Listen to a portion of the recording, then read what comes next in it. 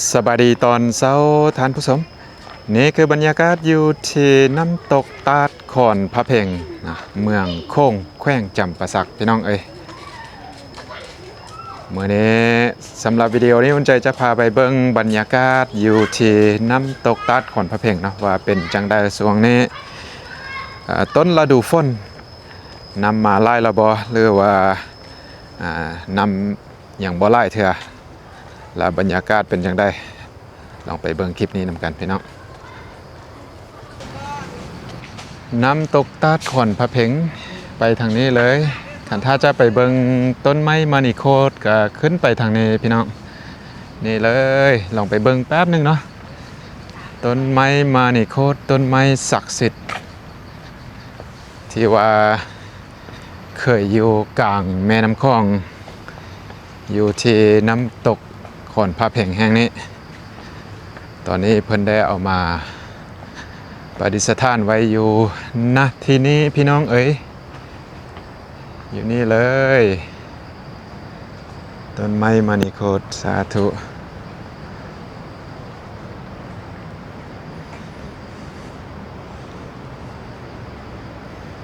ก็ถือว่าพระยักษ์มาขอพรกราบไว้สักการะบูชาก็เข้ามาได้อยู่จุดนี้เลยก็อยู่ใกล้ๆกับน้ำตกขอนพระเพ่งพี่น้องก็แม่นอยู่ใน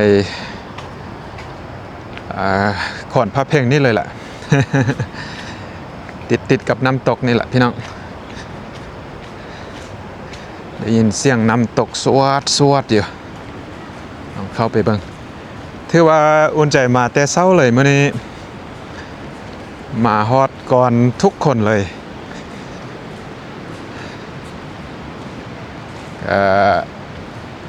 คิดว่าเขาน่าจะเป็นนักท่องเที่ยวผู้ทำอิฐเข้ามามื้อนี้นะพี่น้องหากระเปิดนะ8 โมงเช้าตอนนี้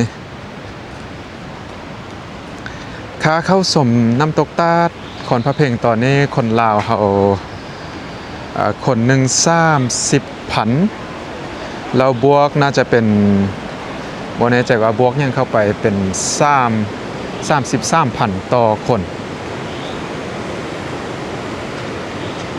อันนี้ถือว่าจุดทำอิฐอยู่ที่น้ำตกเนาะจะเห็นอยู่ถึงพี่แล้วจะยางเลียบแขมน้ำคลองไปอยู่ทางใต้พุ่นเนาะเบิ่งขึ้นมาจะเห็นมุมเต็มเลยก็ถือว่าน้ำก็ยังบ่ไล่เถอะพี่น้องเป็นน้ำไล่แล้วเคสนี้ก็จะทั่วเมิดเลยเดี๋ยวอุ่นใจจะพายางลองไปจนชุดอยู่มุมทางใต้พุ่นเบิ่งพี่น้องต้นไม้ศักดิ์สิทธิ์มานิโคด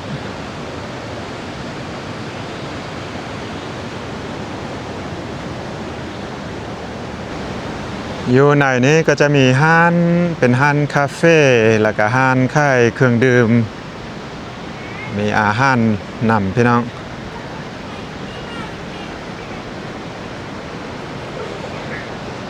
มาตอนเช้าแบบนี้ถือว่าอากาศดีบ่ร้อนบรรยากาศดีแต่ว่าอยู่ในนี่ส่วนใหญ่ก็จะเป็นป่าถึงว่าแดดจะร้อนแต่ว่าก็อยู่กองห่มไม้คือว่าบ่ร้อนเกินไป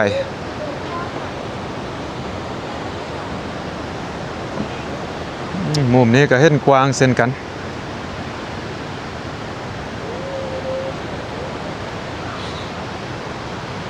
น้ำโตนขอนน้ำตกตาดอุทยานน้ำตกตาดขอนพระเพ่ง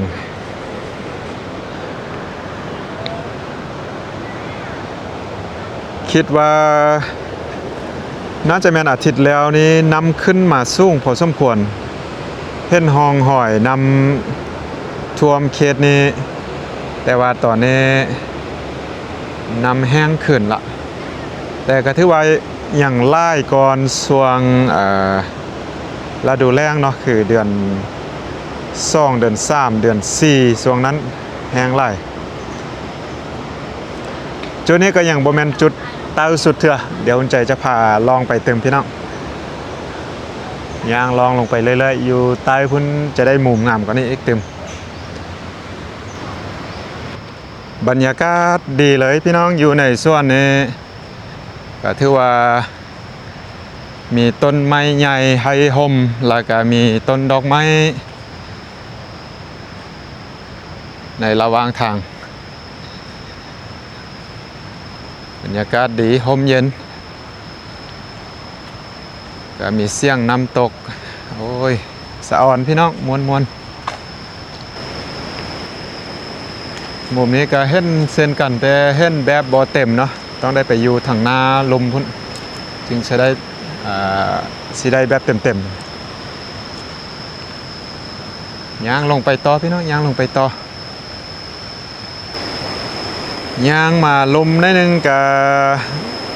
เริ่มได้มุมทางหน้าแล้วพี่น้องได้มุมทางหน้าแต่ว่าก็ยังบ่ได้เต็มเทื่อต้องย่างลงไปเติมเนาะอยู่ลมฮะจะเห็นขันท่าย่างลงไปลุ่มตึมก็จะเห็นจุดทางหน้านั้นที่ว่าเป็นจุดน้ำต้นขอนหรือว่าน้ำตกตาดที่ว่าสูงพอสมควรแล้วจุดนี้คือแต่ก่อนท่านเป็นห้านอาหารแต่ว่าตอนนี้บ่แน่ใจไปใช่ละ ถือว่าห้านอาหารบ่อยู่แล้วพี่น้องเหลือแต่ห้านเนาะอาหารบ่อยู่แล้วเป็นตึกห้างละเป็นห้างแล้ว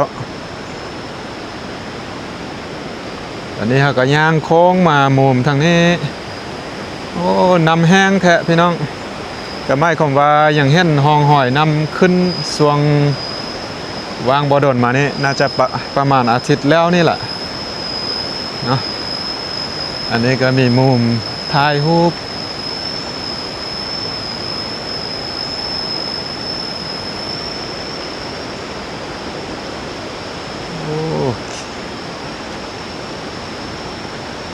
บรรยากาศเงียบสงบนะก็ถือว่าบ่เห็นไผเลยนักท่องเที่ยวพี่น้องมีแต่อุ่นใจแล้วก็ทีมงานเฮา2-3 คน4 คนมานำกัน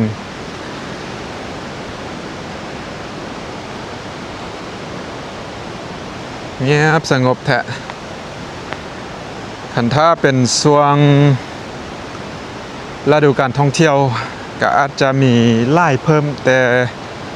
ยามนี้นี่เงียบสงบเลยก็เห็นนักท่องเที่ยวไทยบางส่วนแต่ฝรั่งนี่เกือบว่าบ่เห็นเลยเมื่อวานนี้เห็นอยู่ดอนคอนหั่นเนาะเห็นฝรั่งก็บ่หลายดอกพี่น้องเรือนั้นก็มีไทยโดยส่วนใหญ่เนาะเป็นนักท่องเที่ยวไทยเพราะว่าอยู่เขตนี้ก็บ่ได้ไกลจากสายแดนไทยแต่ว่าใกล้ๆกับสายแดนกัมพูชาสุดๆเลย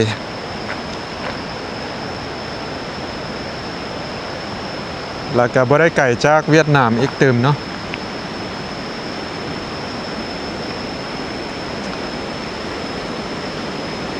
นี่เลยลงมาพี่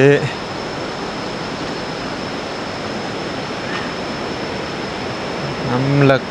อันตรายห้ามลงน้ำในแต่ก่อนนั้นน่าจะมีบางคนอาจจะลงไป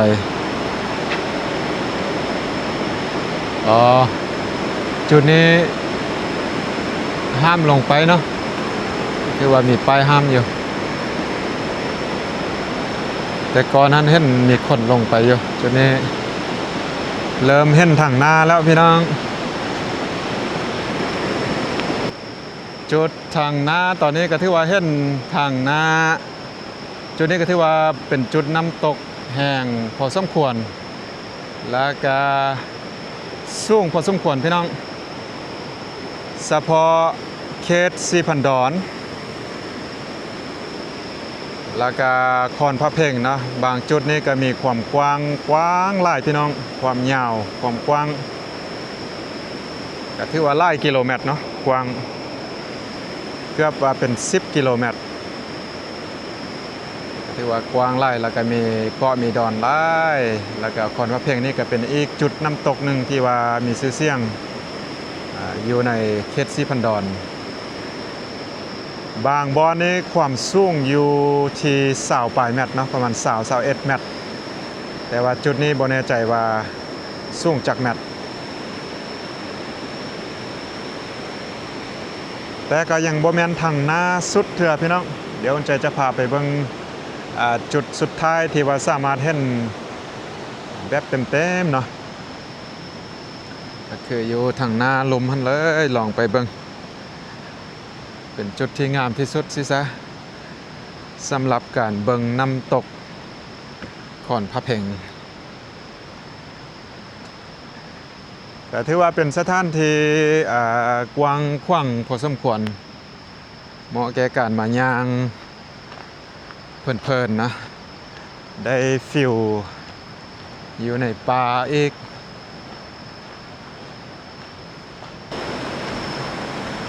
จุดนี้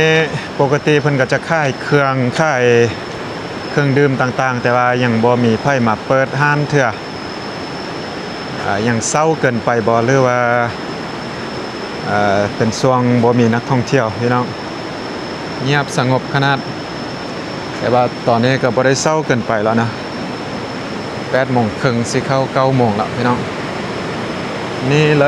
ยถือว่าเป็นจุดลักๆที่ว่าสามารถเบิ่งเห็นน้ำตกขอนพระเพ่งทุกคนต้องได้มาฮอดจุดนี้พี่น้องมาขอนพระเพ่งกันบ่มาฮอดจุดนี้ก็ถือว่าบ่ฮอดขอนพระเพ่งละ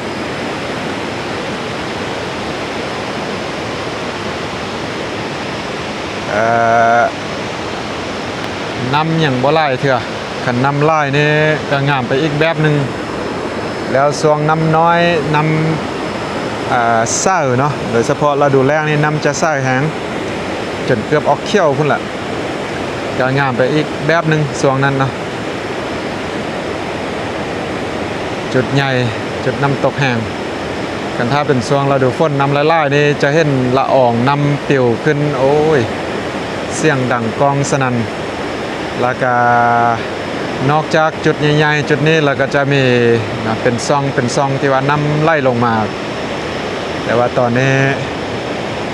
น้ำแห้งไหลทางนาพุ่นก็เส้นกันเนาะถ้าเป็นช่วงน้ำไหลนะจะมีน้ำไหลลงมาทุกบอนทุกที่แต่ว่าอยู่ถึงหันเห็นเพิ่นสร้างกับดักป่านะบ่แน่ใจว่าทางใต้เพิ่นเอิ้นหยังเป็นจุดที่ว่าดักป่าลองน้ำมาสร้างโดยไม้ส่วนใหญ่ก็จะเป็นไม้สุดยอดก่อนพระเพ่งพี่น้องอันนี้ที่ว่าเป็นซองหนึ่งเนาะที่ว่าน้ำไล่มาก็คือคุณใจว่าไปเขตสีพันดอนนี่จะมีไล่เกาะไล่ดอนที่ว่าน้ำนี่แบ่งแยกเป็นทรายเป็นซ่องลากไล่แล้วก็มีน้ำตกนี่หลายจุดหลายบอนเลยล่ะแต่ว่าลักๆที่คนส่วนใหญ่ไปเบิ่งก็คือจุดที่อุ่นใจไปเมื่อวานนี้ตามในคลิปที่อุ่นใจโพสต์เมื่อก่อนหน้านี้เนาะก็คืออยู่ดอนขอนเป็นลีพี่หรือว่าน้ำตกส้มผาเม็ดนะแล้วก็มีดอนขอนปลาซ้อยพี่น้องแล้วก็ขอนพระเพ่งนี่เนาะแล้วก็หลังจากนั้นนำคลองไล่ไปก็ถือว่าเป็นโงนหินทั้งเมิดเลยพี่น้องน้ำนี้ตกลงตามโงนหินเสียงดังสนั่น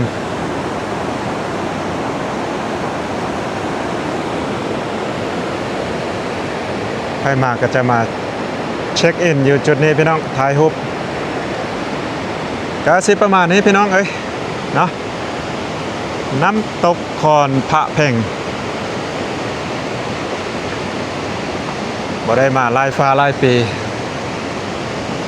ก็ถือว่าแต่ละปีท่านก็จะน้ำตกนี่ก็คือเก่าพี่น้องแต่ว่าสถานที่เนาะบรรยากาศก็จะแตกต่างเปลี่ยนไปโอเคพี่น้องก็สิประมาณนี้สำหรับวิดีโอนี้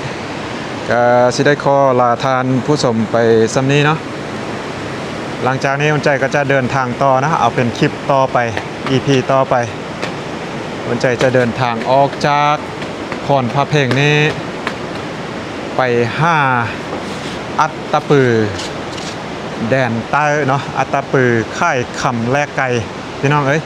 อุ่นใจบ่เคยไปจักเถื่อก็ที่ว่าเป็นครั้งแรกที่จะไปเห็นอัตตปือ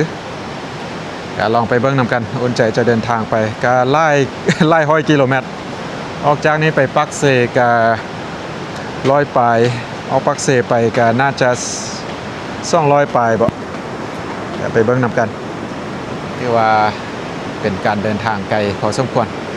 โอเคพี่น้องจังได้ก็คือเก่าเนาะขอบใจทุกท่านทุก FC ที่เข้ามาติดตามและรับชมส่องอุ่นใจแล้วก็ซัพพอร์ตอุ่นใจมาโดยตลอดพี่น้องจังได้ก็หวังว่าถ้าท่านได้เข้ามาแล้วก็อย่าลืมเนาะเข้าไปกดไลค์กดแชร์กดติดตามเพื่อเป็นกำลังใจให้อุ่นใจได้ไปเลาะถ่ายคลิปมาให้ทานผู้ชมได้เบิ่งนำกันเตือน